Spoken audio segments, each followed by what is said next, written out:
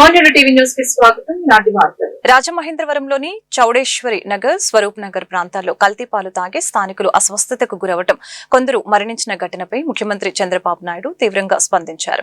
ప్రస్తుతం బాధితులకు అందుతున్న వైద్య సేవలను సమీక్షించిన ముఖ్యమంత్రి వారికి మెరుగైన చికిత్స అందించాలని ఆదేశించారు. పరిస్థితిని పర్యవేక్షించేందుకు ఫుడ్ సేఫ్టీ, వైద్య ఆరోగ్య శాఖ ఉన్నతాధికారులు తక్షణమే రాజమహేంద్రవరం వెళ్లాలని ఆయన ఆదేశించారు. రాజమహేంద్రవరంలోని చౌడేశ్వరి నగర్, స్వరూప్ నగర్ ప్రాంతాల్లో కల్తీ పాలు తాగి స్థానికులు అస్వస్థతకు గురవటం, కొందరు మరణించిన ఘటనపై ముఖ్యమంత్రి చంద్రబాబు నాయుడు విచారణ వ్యక్తం చేశారు. రాజమహేంద్రవరం పరిసరాల్లో విక్రయదారులు సుమారు 106 ఇళ్లకు పాలు పంపిణీ చేశారని, ఇప్పటికే 75 మంది నుంచి శాంపిల్స్ సేకరించామని అధికారులు సీఎంకు వివరించారు. ప్రస్తుతం బాధితులకు అందుతున్న వైద్య సేవలను సమీక్షించిన ముఖ్యమంత్రి వారికి మెరుగైన చికిత్స అందించాలని ఆదేశించారు. క్షేత్రస్థాయిలో వైద్య శిబిరాలు, ర్యాపిడ్ టెస్ట్, మెడికల్ క్యాంపులు ఏర్పాటు చేసినట్లు అధికారులు వెల్లడించగా, పాల నమూనాలను సేకరించి పరీక్షల నిమిత్తం ల్యాబ్ కు పంపినట్లు తెలిపారు. ఈ పరీక్షల ఫలితాలు రాగానే బాధ్యులైన విక్రయదారులపై కఠిన చర్యలు తీసుకోవాలని సీఎం స్పష్టం చేశారు. అలాగే పరిస్థితిని పర్యవేక్షించేందుకు ఫుడ్ సేఫ్టీ, వైద్య ఆరోగ్య శాఖ ఉన్నతాధికారులు తక్షణమే రాజమహేంద్రవరం వెళ్లాలని ఆయన ఆదేశించారు. బాధాకరమైన, దురదృష్టకరమైన సంఘటన. దీన్ని ఎవరైతే ఇప్పటికే మీరు చూసే ఈ సంఘటన కూడా ఇప్పుడే మినిస్టర్ గారు ఎక్స్ప్లెయిన్ చేశారు. కిమ్స్ ఆసుపత్రి సమాచారం ప్రకారం వాంతులు, కడుపు నొప్పి, మూత్రం నిలిచిపోవడం, డయాలసిస్ సమస్యతో పేషెంట్లు వచ్చారు. వీళ్ళందరూ కూడా లాలాచెరువు ప్రాంతంలోని చౌడేశ్వర్ నగర్, స్వరూప్ నగర్కి చెందినవారు. క్లినికల్ పరీక్షల్లో రక్తంలో యూరియా మరియు సీరం క్రియాటిన్ స్థాయిలు పెరిగినట్లు గమనించారు. ఇమ్మీడియట్గా ఆ నమూనాలని తీసుకుని ఎక్కడి నుంచి వస్తుంది, సోర్స్ ఏంటి, అన్ని విధాలు కూడా ఎంక్వైరీ చేస్తున్నారు. ఇది ఒకసారి చూస్తే దిశ కోరుకొండ మండలం, నర్సాపురం గ్రామం, వరలక్ష్మి మిల్క్ డైరీ. ఒక 106 మందికి మిల్క్ సరఫరా చేయడం, ఆ మిల్క్ని, ఆ డైరీ నుంచి వచ్చే మిల్క్ దీనికి కారణమని ప్రాథమికంగా నిర్ధారించారు. దీనివల్ల దేశ ఇప్పటికే 4 చనిపోయారు, 8 మంది హాస్పిటల్లో ఉన్నారు, ఇంకా 2 వెంటిలేటర్ పైన ఉన్నారు. ఇవన్నీ కూడా ఎప్పటికప్పుడు మానిటర్ చేస్తూ, వీళ్ళు కూడా చనిపోయిన వాళ్ళని చూస్తే 3 అయితే 70 ఇయర్స్ అబవ్ ఉన్నారు. కృష్ణవేణి 74, రాధాకృష్ణమూర్తి 76, శేషగిరిరావు 72, రమణి మాత్రం 58. 2 మహిళలు, 2 పురుషులు ఉన్నారు. అయితే దిశ ఇవన్నీ చూసిన తర్వాత మొత్తం నమూనాలను కూడా తీసుకొని డిఫరెంట్ ల్యాబ్స్కి టెస్టింగ్ పంపించారు. ఎవరైతే దీనికి ప్రధాన కారణమైనటువంటి వ్యక్తి పోలీస్ డిపార్ట్మెంట్ కస్టడీలో కూడా తీసుకున్నారు. ఇన్వెస్టిగేషన్ ముమ్మరంగా జరుగుతూ ఉంది. ఈ నమూనాలు కూడా state food laboratory Hyderabad, state food laboratory Visakhapatnam, Vimta labs హైదరాబాద్కి నమూనాలు పంపించారు. కేసు కూడా ఎవరైతే మృతురాలు తాడు కృష్ణవేణి కుమార్ తిరుమలలో కొలువు తీరిన దేవదేవుడికి జరిగిన మహాపచారం అసెంబ్లీ వేదికగా బయటపెడతామని ఆంధ్రప్రదేశ్ ఐటీ, విద్యాశాఖల మంత్రి నారా లోకేష్ వెల్లడించారు. శ్రీవారి లడ్డు కల్తీకి సంబంధించిన వాస్తవాలన్నీ మంగళవారం అసెంబ్లీలో పెడతామని తెలిపారు. సభకు రావడం సభ్యులుగా వారి బాధ్యత అంటూ వైసీపీ ఎమ్మెల్యేలకు ఆయన సూచించారు. అసెంబ్లీకి రమ్మని ఎవరు బొట్టు పెట్టి పిలువరంటూ ఈ సందర్భంగా వారికి చురుకులంటించారు. సోమవారం 8వ రోజు అసెంబ్లీ బడ్జెట్ సమావేశాలు ప్రారంభమయ్యాయి. ఈ సందర్భంగా అసెంబ్లీ లాబీలో నిర్వహించిన ఇష్టాగోష్ఠిలో మంత్రి లోకేష్ మాట్లాడారు. అసెంబ్లీకి రమ్మని ఎవరు బొట్టు పెట్టి పిలువరంటూ ఈ సందర్భంగా వారికి చురుకులంటించారు. దేవుణ్ణి సైతం వైసీపీ రోడ్డు మీదకు తీసుకుని రావడం బాధాకరమని తెలిపారు. జగన్ ప్రభుత్వ హయాంలో తిరుమల శ్రీవారి లడ్డు తయారీలో కల్తీని వినియోగించినట్లు ఆరోపణలు వెల్లువెత్తాయి. అయితే ఈ వ్యవహారంలో తమ తప్పేమీ లేదంటూ వైసీపీ నేతలు వ్యాఖ్యలు చేస్తున్నారు. అంతేకాకుండా కూటమి ప్రభుత్వం తమపై అసత్య ప్రచారం చేస్తున్నంటూ వైసీపీ నేతలు తీవ్రంగా స్పందిస్తున్నారు. అలాంటి వేళ అసెంబ్లీ లాబీలో మీడియా ప్రతినిధులు అడిగిన ప్రశ్నలకు లోకేష్ తనదైన శైలిలో సమాధానమిచ్చారు. రాష్ట్రంలో సామాజిక మాధ్యమాల ద్వారా జరుగుతున్న తప్పుడు ప్రచారాలు, విద్వేషపూరిత మరియు అసభ్యకర పోస్టుల కట్టడికి ప్రభుత్వం కఠిన చర్యలు తీసుకుంటుందని హోంమంత్రి అనిత అసెంబ్లీలో స్పష్టం చేశారు. పాఠశాల విద్యార్థులు సోషల్ మీడియా వినియోగించుకోకుండా నిరోధించేలాగా చట్టం తెచ్చే ఆలోచన కూడా ప్రభుత్వం పరిశీలనలో ఉందని ఆమె వెల్లడించారు. రాష్ట్రంలో సామాజిక మాధ్యమాల ద్వారా జరుగుతున్న తప్పుడు ప్రచారాలు, విద్వేషపూరిత మరియు అసభ్యకర పోస్టుల కట్టడికి ప్రభుత్వం కఠిన చర్యలు తీసుకుంటుందని హోంమంత్రి అనిత తెలియజేశారు. ఇప్పటివరకు సోషల్ మీడియా పోస్టులకు సంబంధించి రాష్ట్ర వ్యాప్తంగా 1384 కేసులు నమోదు చేశామని, సుమారు 1000 మందిని అరెస్టు చేసి కోర్టులో ప్రవేశపెట్టినట్లు మంత్రి తెలిపారు. పాఠశాల విద్యార్థులు సోషల్ మీడియా వినియోగించకుండా నిరోధించేలాగా చట్టం తెచ్చే ఆలోచన కూడా ప్రభుత్వం పరిశీలిస్తుందని తెలిపారు. ఫిర్యాదుల పరిష్కారం కోసం సోషల్ మీడియా సంస్థల ప్రతినిధుల్ని ఆహ్వానించామని, అధికారులతో చర్చించి విద్వేషపూరిత పోస్టులు నియంత్రణకు పటిష్టమైన చర్యలు తీసుకుంటామని హోంమంత్రి వివరించారు. అంటే చిన్నపిల్లల పెద్దవాళ్ళ అన్నది కూడా సంబంధం లేదు, ఆడమగ సంబంధం లేదు. వాళ్ళకి నోటికి వచ్చినట్టు వార్తలు ఇష్టానుసారంగా సోషల్ మీడియాలో రాయటం, అదేవిధంగా వ్యక్తిత్వ హననం చేయటం, అసత్య ప్రచారం చేయటం, అదేవిధంగా క్యారెక్టర్ అసోసియేషన్ చేయటం, ఇవన్నీ కూడా చాలా ఎక్కువగా జరుగుతున్న నేపథ్యంలో దీని తాలూకా అంటే ఇంపార్టెన్స్ని బేస్ చేసుకుని గౌరవ ముఖ్యమంత్రి గారు కూడా దీని మీద ప్రత్యేకంగా ఒక చట్టాన్ని తీసుకురావాలనే ఉద్దేశంతోనే ఒక జీవోఎంను కూడా ఏర్పాటు చేయడం జరిగింది అధ్యక్ష. సుమారుగా 6 మంత్రులున్న ఒక జీవోఎం కూడా దీని మీద చాలా ఎక్కువగా దీని మీద మీటింగ్స్ కూడా కండక్ట్ చేయడం జరిగింది 2 సార్లు. ఎలాగ మనం మరికట్టాలనే దాని మీద ఉన్న చట్టాలని ఇంకొంచెం స్ట్రెంథనింగ్ చేయడం ఒక ఎత్తు అయితే, ఈ చుట్టుపక్కల మనకి తమిళనాడు, కర్ణాటక, మిగతా రాష్ట్రాల్లో వీటి మీద ఎలాంటి చర్యలు ఉన్నాయి, అవే కాకుండా ఇప్పుడు ఆస్ట్రేలియా, మలేషియా, సింగపూర్, ఫ్రాన్స్ ఇలాంటి దేశాల్లో 16 సంవత్సరాల లోపు ఉన్న బాలబాలికలకు ఎవరైతే ఉన్నారో వాళ్ళందరికీ కూడా సోషల్ మీడియా బ్యాన్ చేసే పరిస్థితి కూడా కనిపించింది అధ్యక్ష. అక్కడ వాళ్ళు ఎలా చేశారో అదే సిస్టమ్ని కనుక మనం ఇక్కడ చేయగలిగితే మనం ఎంతవరకు చేయగలం, మన లా అంతవరకు మనకి సమర్థిస్తారు. రాష్ట్ర వ్యాప్తంగా ఇంటర్మీడియట్ పరీక్షలు ప్రారంభమయ్యాయి. నిమిషం ఆలస్యమైన అనుమతించబోమని ఇంటర్ బోర్డు ముందుగానే స్పష్టం చేయడంతో విద్యార్థులు గంట ముందే పరీక్ష కేంద్రాలకు చేరుకున్నారు. ఎలాంటి అవాంఛనీయ ఘటనలు జరగకుండా ప్రతి పరీక్ష కేంద్రం వద్ద సీసీ కెమెరాలతో నిఘా ఏర్పాటు చేయడంతో పాటు అధికారులు 144 సెక్షన్ అమలు చేశారు. ఎలాంటి అవాంఛనీయ ఘటనలు జరగకుండా ప్రతి పరీక్ష కేంద్రం వద్ద సీసీ కెమెరాలతో నిఘా ఏర్పాటు చేయడంతో పాటు అధికారులు 144 సెక్షన్ అమలు చేస్తున్నారు. ఈ ఏడాది ఇంటర్ మొదటి సంవత్సరం పరీక్షలకు 5,31,275 మంది మంగళవారం నుంచి ప్రారంభమయ్యే రెండో సంవత్సరం పరీక్షలకు 5,26,264 మంది దరఖాస్తు చేసుకున్నారు. మొత్తంగా 10,57,899 మంది విద్యార్థుల కోసం రాష్ట్ర వ్యాప్తంగా 1,537 పరీక్షా కేంద్రాలను ప్రభుత్వం ఏర్పాటు చేసింది. ఎలాంటి అవాంఛనీయ సంఘటనలు జరగకుండా పరీక్ష కేంద్రం వద్ద సీసీ కెమెరాలతో నిఘా ఏర్పాటు చేయడంతో పాటు 144 సెక్షన్ అమలు చేస్తున్నారు. అలాగే విద్యా సంవత్సరం నుంచి ఇంటర్ బోర్డు జవాబు పత్రాల్లో కొన్ని మార్పులు చేసింది. ఫస్ట్ ఇయర్ విద్యార్థులకు గణితం, ఫిజిక్స్, కెమిస్ట్రీ, ఎకనామిక్స్ వంటి కొన్ని ప్రధాన సబ్జెక్టులకు 23 పేజీల బుక్లెట్లను అందిస్తున్నారు. మిగిలిన సబ్జెక్టులకు సెకండ్ ఇయర్ విద్యార్థులకు 24 పేజీల బుక్లెట్ నిచ్చారు. అదనపు జవాబు పత్రాలు ఇవ్వరు. ఈ పరీక్షలు మార్చి 24వ తేదీ వరకు జరగనున్నాయి. మొబైల్ ఫోన్లు, స్మార్ట్ వాచ్ల నుంచి ఎలక్ట్రానిక్ పరికరాలను కేంద్రాల్లోకి అనుమతించబోమని అధికారులు స్పష్టం చేశారు. రాజమండ్రిలో కల్తీపాల ఘటనలో 4 మృతి చెందడం బాధాకరమని అన్నారు వైఎస్ఆర్సీపీ నేత మాజీ మంత్రి బొత్స సత్యనారాయణ. ఇది పూర్తిగా ప్రభుత్వ వైఫల్యం కారణంగా జరిగిన ఘటనేనని ఆయన ధ్వజమెత్తారు. ప్రభుత్వ మానిటరింగ్ లేనందునే ఈ ఘటన చోటు చేసుకుందని చెప్పారు. శాసన మండలి సమావేశంలో భాగంగా ఈ రోజు మీడియా పాయింట్ వద్ద ఆయన మాట్లాడారు.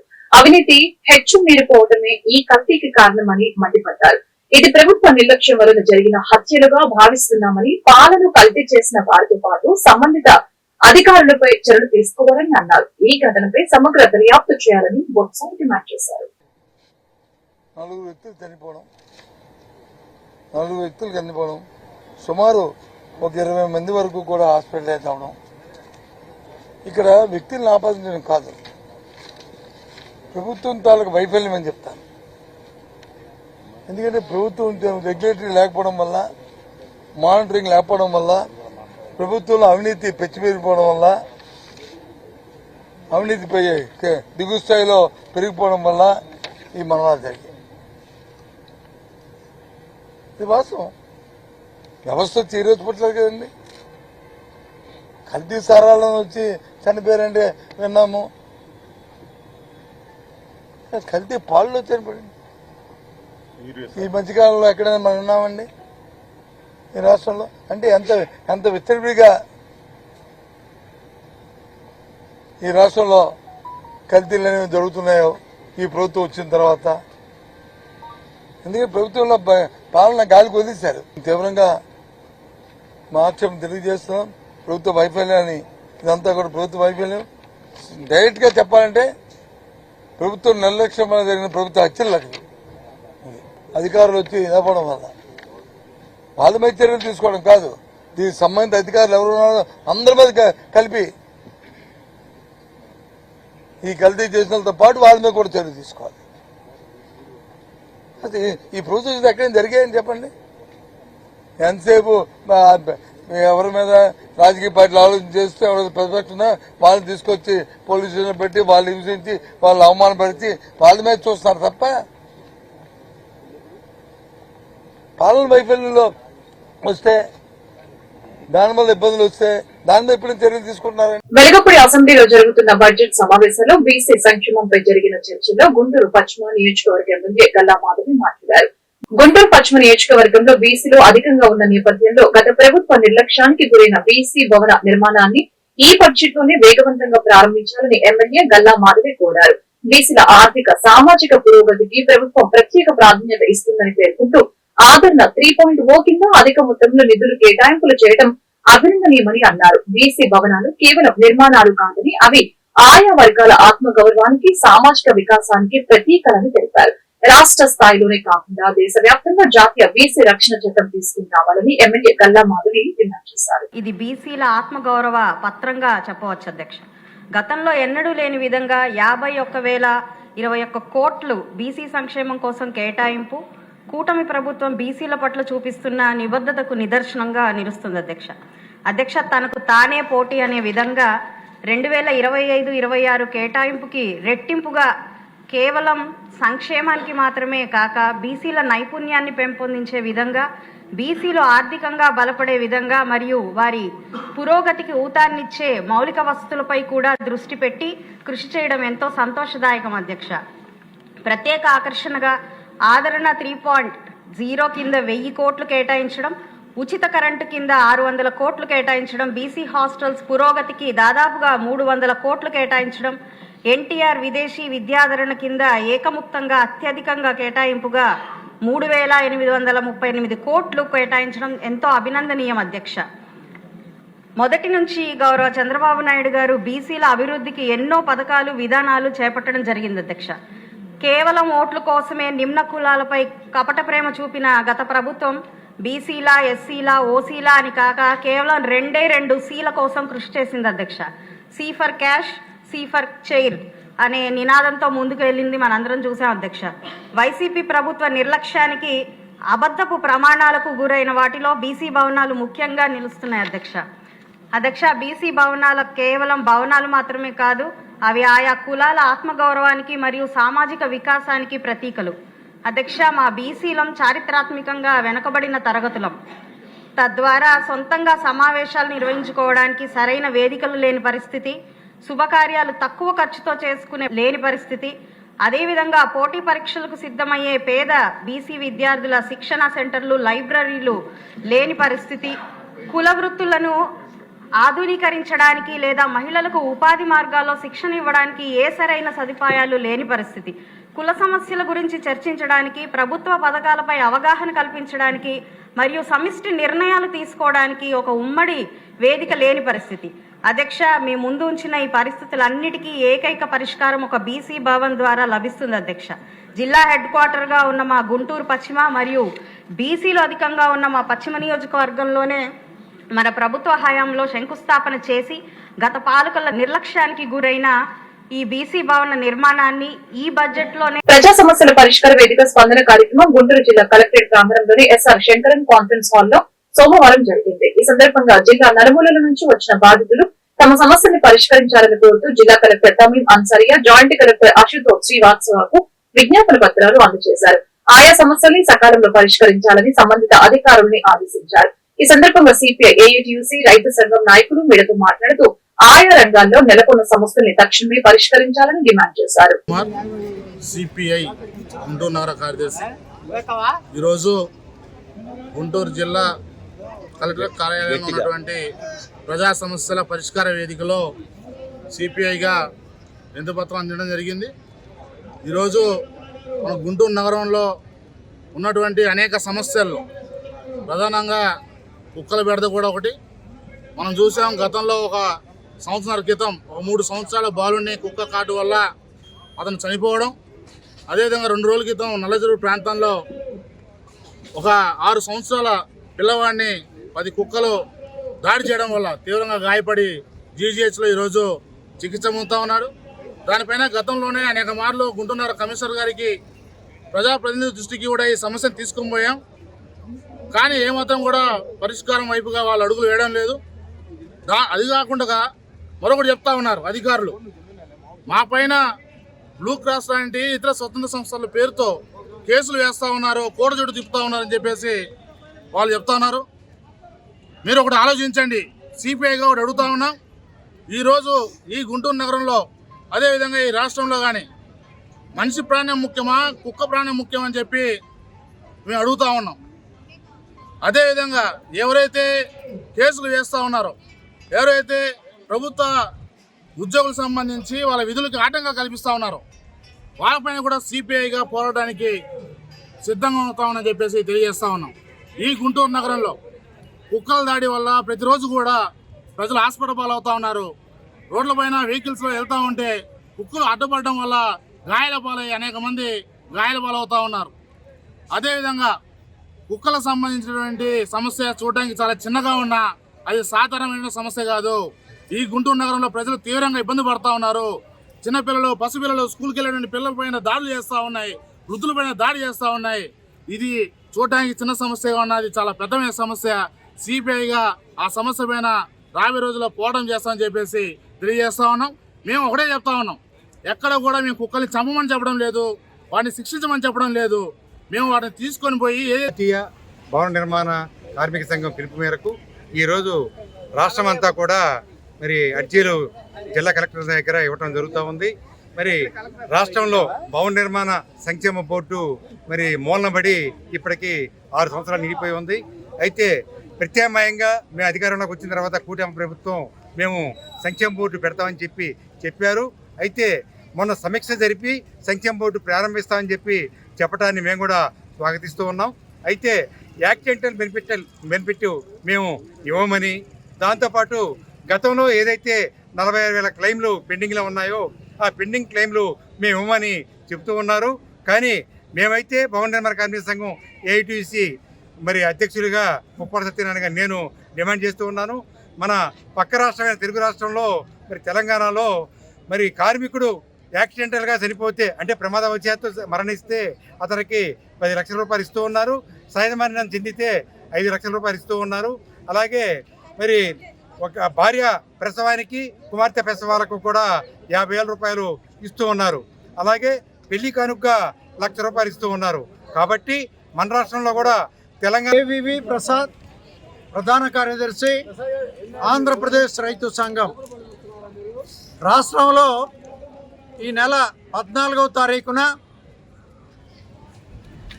ఆర్థిక శాఖ మంత్రి పయ్యావుల కేశవ్ గారు బడ్జెట్ ప్రవేశపెట్టారు. ఈ బడ్జెట్ దాదాపు 3,32 లక్షల రూపాయలు బడ్జెట్ ప్రవేశపెట్టినటువంటి పరిస్థితి మనం చూసాం.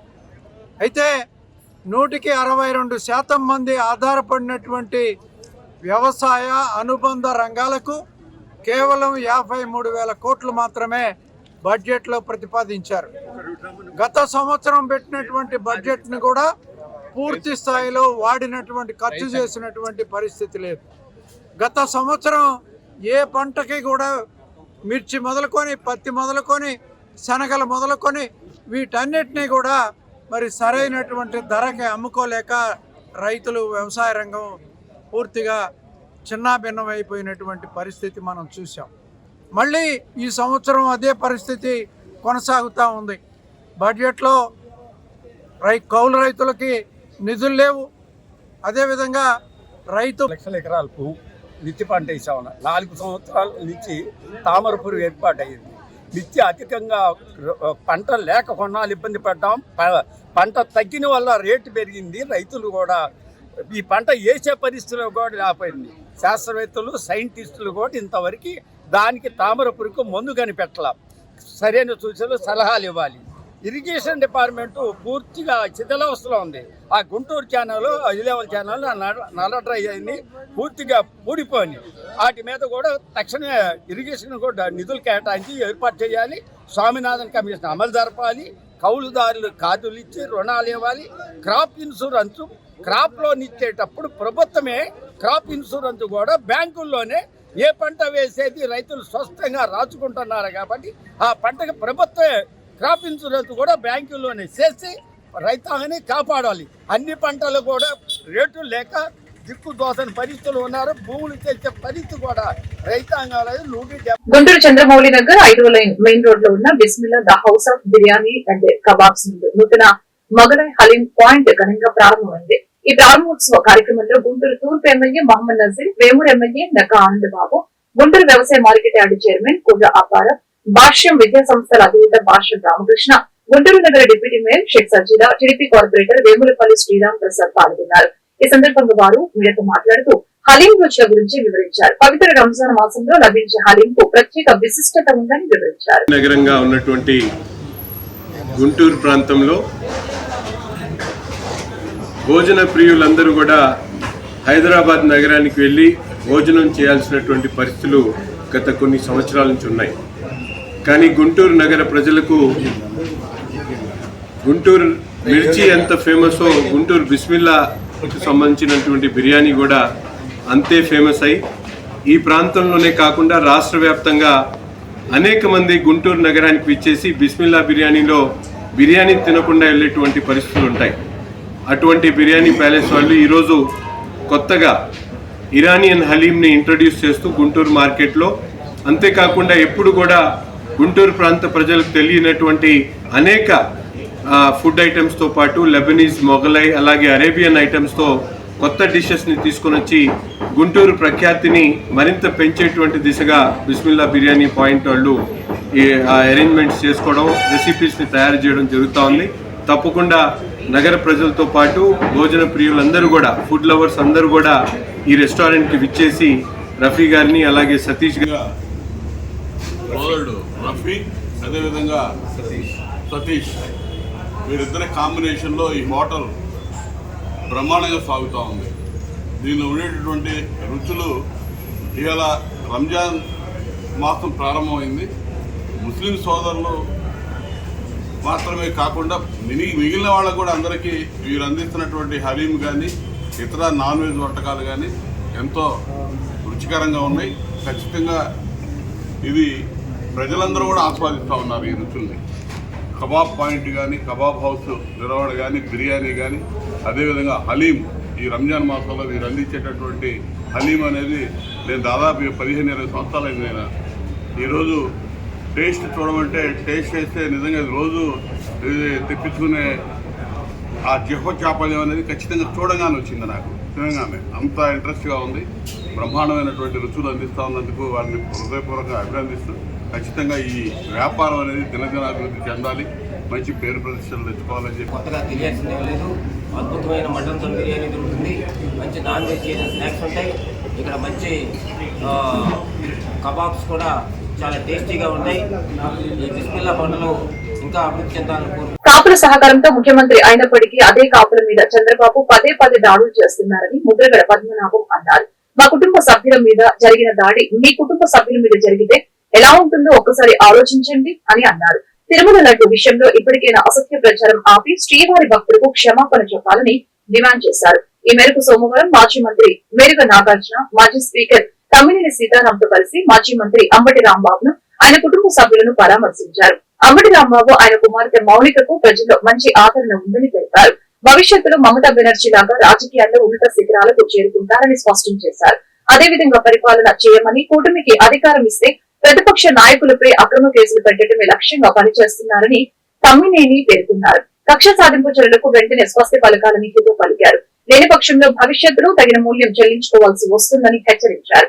రెడ్ బుక్ రాజ్యాంగం అమలు చేస్తున్న కారణంగా రాష్ట్రంలో శాంతి భద్రతలు పూర్తిగా క్షీణించాయని నాగార్జున అన్నారు. ఇలాంటి తరుణంలో వైసీపీ మళ్లీ అధికారంలోకి రావాల్సిన ఆవశ్యకత ఎంతైనా ఉందని తెలిపారు. పెద్దపూలి గారి కుమార్తె ఫైర్ బ్రాండ్ పలకరించడానికి, వారికి దీవెనలు ఇవ్వడానికి వచ్చానండి. భవిష్యత్తులో బెంగాల్ ముఖ్యమంత్రి గౌరవనీయులు మమతా బెనర్జీ గారి స్థాయికి వెళ్ళాలని ఆ పాపకు చెప్పడం జరిగిందండి. ఆ పాపకు మీ అందరూ కూడా ఆశీస్సులు ఇవ్వాలని నేను కోరుకుంటా ఉన్నాను.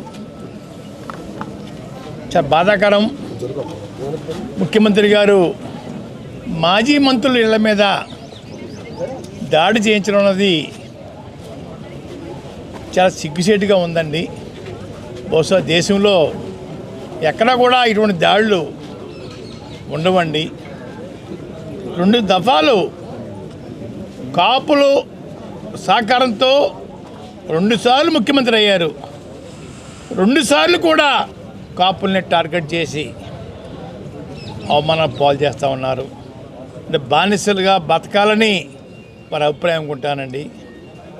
ముందుసారి అయితే రాంబాబు గారి లాగా నన్ను, నా భార్యని, నా కోడలని, కొడుకుని కూడా నీచాతి నీచంగా కొట్టించడం, తిట్టించడం, లంజా రావే జుట్టు మెలిదిప్పి తన్నించడం పోలీసుల చేత వారి విజయంకే విడిచిపెడుతున్నాను. నేను చాలా స్పష్టంగా చెప్పదలుచుకున్నాను. ఈ విధమైనటువంటి అరెస్టులు మీరు ఈ రాష్ట్రంలో చేస్తే భయపడిపోయి ఏదో చేస్తారనుకుంటే అది చాలా పొరపాటు. మీరేం చేశారు? అంబటి రాంబాబుని అరెస్ట్ చేశారు, తర్వాత మన జోగి రమేష్ని అరెస్ట్ చేశారు, తర్వాత మన మిథున్ రెడ్డిని అరెస్ట్ చేశారు, చెవిరెడ్డి భాస్కర్ రెడ్డిని అరెస్ట్ చేశారు. మరి అరెస్టే చేయలేదు కానీ మహిళ అయినటువంటి విడుదల రజనీ గారిని మీరు ఇష్టం వచ్చినట్టుగా పిన్నెల రామకృష్ణారెడ్డి గారిని అరెస్ట్ చేశారు. తర్వాత మన ఎవరిది రమణాయుడిని అరెస్ట్ చేశారు. ఈ విధంగా అరెస్టుల మీద అరెస్టులు చేసుకుంటూ వెళ్తున్నారు. ఈ అరెస్టుల వల్ల ఏంటవుతుంది? బెదిరిపోయి ఏదో చేస్తామనుకుంటున్నారా? కాదు, దీనివల్ల రాటుదేలినితనం వస్తుంది. మీరు ఏది చేస్తారన్నారే పదే రా కమాన్ అంటాం. దీనికి పర్ఫెక్షన్ వచ్చింది, అర్థం కాలేదా? రాష్ట్రంలో ప్రభుత్వం ఇచ్చింది దేనికోసం? మిమ్మల్ని పాలించమని. పాలించమంటే ఏ విధంగా పాలించమని? ఈ విధంగా. ఎంత అన్యాయం అండి ఇది! ఈ విధంగా పాలించమంటే ఎవడైనా పాలిస్తాడు, దానికేముంది? రాంబాబు గారి యొక్క ఇంటిపై దాడి, ఆయన మీద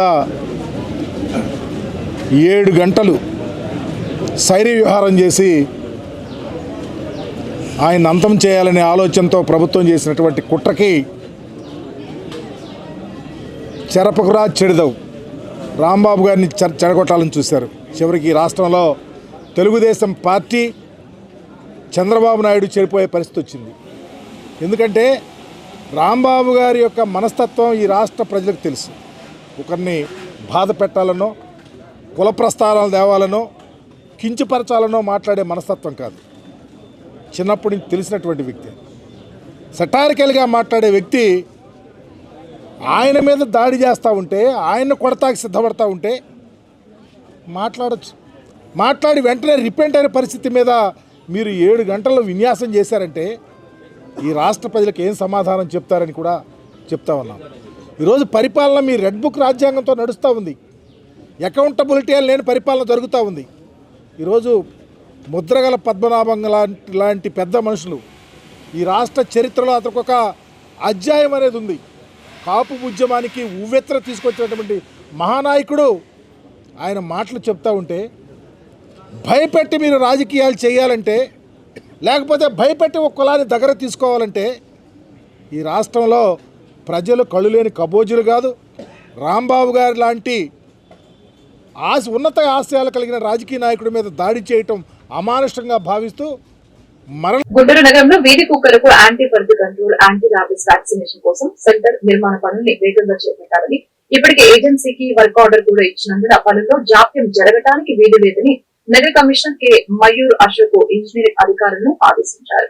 సోమవారం పొన్నూరు రోడ్ లో నిర్మాణంలోని ఏబీసీ సెంటర్, సిద్దపల్లి డొంకలోని ఎస్టీపీ సెంటర్లను పట్టణ ప్రణాళిక, ఇంజనీరింగ్, ప్రజారోగ్య అధికారులతో కలిసి కమిషనర్ పరిశీలించారు.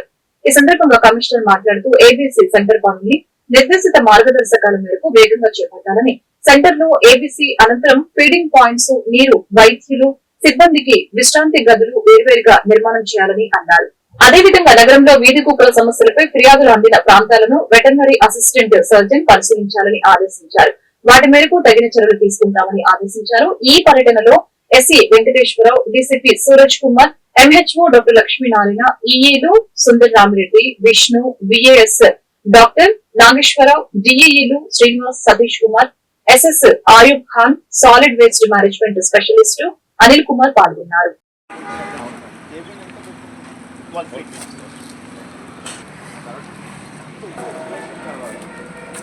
ఇక్కడ జిఎస్టీ పెట్టాలా, దాన్ని కలుపుకొని దాని గ్యాప్లో కనిపిస్తుంది కదా అంటున్నాను నేను. దీని మీద సీటు పెట్టేయమంటారా అంటున్నా. ఇంతవరకు ఏమండి ఇటు పక్క సీటు పెడతారండి, అటు సీటు పెట్టేసుకొని ఇటు పక్క అటు పక్క తీసి పెట్టుకుంటాం. ఏదో సెట్